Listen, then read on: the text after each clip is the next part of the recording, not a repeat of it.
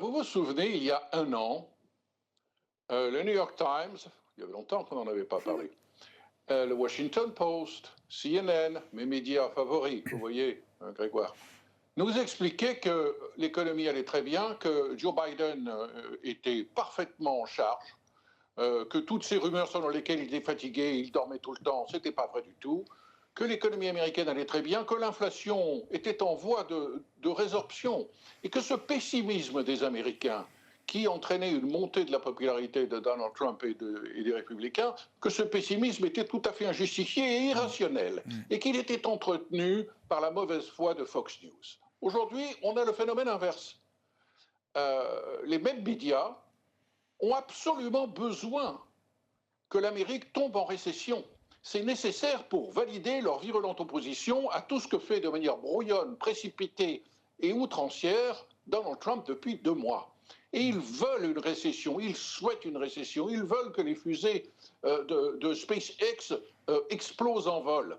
C'est important pour valider la thèse selon laquelle le Trumpisme est un danger pour la démocratie américaine. Et là, je ne fais que citer les lignes quotidiennes du Washington Post et des New York Times.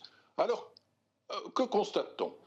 Les Américains sont extrêmement inquiets et cette incertitude créée par la politique changeante de Donald Trump en matière tarifaire, en matière de droits de douane donc, contribue à la confusion et à l'inquiétude des entreprises, des épargnants, notamment en bourse, et des consommateurs, c'est indéniable. Le marché du travail ralentit, le chômage remonte un petit peu, on est toujours à un niveau correct, et la croissance ralentit sérieusement. On risque d'avoir au premier trimestre une croissance de l'ordre de 0,3-0,4% peut-être en rythme annuel, ce qui est beaucoup moins glorieux que les 3 et quelques que l'on observait à la fin de l'année dernière. Et puis l'inflation, qui, Donald Trump lui-même le reconnaît, était une des raisons fondamentales de la défaite des démocrates.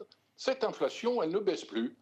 Et on peut même défendre la thèse qu'elle est en train d'accélérer un petit peu à nouveau et qu'elle risque d'accélérer, ne serait-ce que de manière transitoire, adjectif ô combien dangereux, si les droits de douane qui nous sont promis par Donald Trump et dont il va rajouter une couche le jour de la libération du 2 avril, si ces droits de douane sont mis en œuvre. D'où une réelle inquiétude, une démobilisation des républicains et la possibilité, et on l'observe dans toutes les enquêtes d'humeur des Américains, que ce ralentissement de la conjoncture inquiète les anticipations, le moral des Américains sont tombés au plus bas depuis 2022. Et c'est présenté comme une catastrophe. Je rappellerai tout de même qu'en 2022, Joe Biden était président et qu'en 2022, les mêmes journalistes nous expliquaient que tout allait très bien.